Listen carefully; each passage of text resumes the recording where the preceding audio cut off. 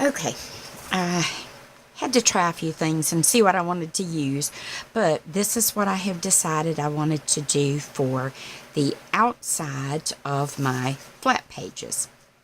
So, oh, let me show you this. This was what I decided for my pocket covers. This sheet of pattern paper is absolutely gorgeous. It looks like torn pieces of maybe muslin, linen-y looking fabric, but it is so pretty. I have used it in so many other mini books that I have made. So, let me scoot this over. This is just going to glue a small piece down over each pocket to give the little pocket some color and interest and contrast with the patterned paper that it's up against and the wood grain look in the background is just another element of texture, and everything's flat, so you don't have to worry about building texture, but it's there in your patterned paper. So I'll glue, and this design of the torn muslin linen look paper is so random that you don't have to worry about it. No matter where you cut it into the paper, it's going to work for your application. And it goes really well with the kind of cream colored, oh, y'all know I forget what that stuff's called, seam binding. I'm telling you, ever since all that surgery, my poor mind can't seem to come up with words sometimes. This is another piece of the patterned paper, and it has I like to think of it as maybe a white burlap or like a canvas looking texture, and the entire sheet was like this. So I cut the bottom off because I wanted the dark corners to be at the bottom. So in doing that, this was actually the whole piece I cut off. So I cut one side from one direction, one side from the other, so that I would have the dark on the edges and across the bottom. And then I can do a reverse effect by having the dark at the top if I choose to do another book just like this or something similar. Now, I'm going to glue one on because I want to show the page element that I designed to go on one side. I haven't decided on the page element for the other, so still kind of working on it.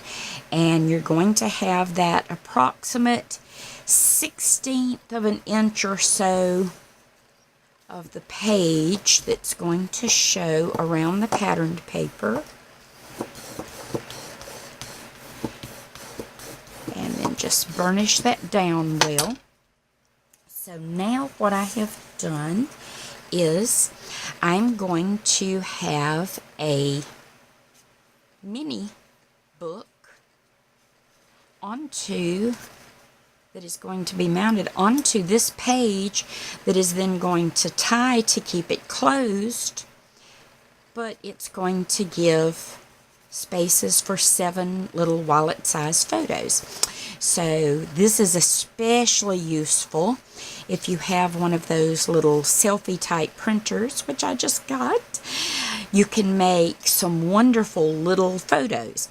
So the seam binding that we're using ribbon for the ribbon closure. So if I say ribbon, odds are I'm using seam binding and not actual ribbon. So I've marked the center, top and bottom of my piece.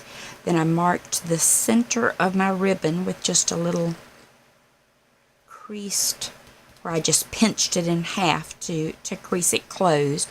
And all I did to create this tutorial. This accordion was, I cut a strip 3 3/4 off of an 11-inch sheet of cardstock.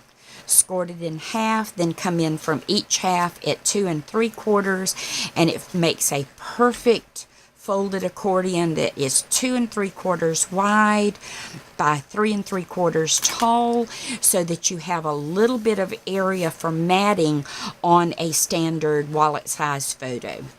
So that's the reason for that. Then I wanted to create a mat to keep the light background area of the page going, but I introduced the craft because there was so much of the brown kind of grungy, shabby chic-ish look. The other thing, when you start working with these little accordions and you're not sure where you're going with them, give yourself little pencil marks or tick marks. I put an arrow here, which means this is the opening side, and I put a T here, which means that's the top.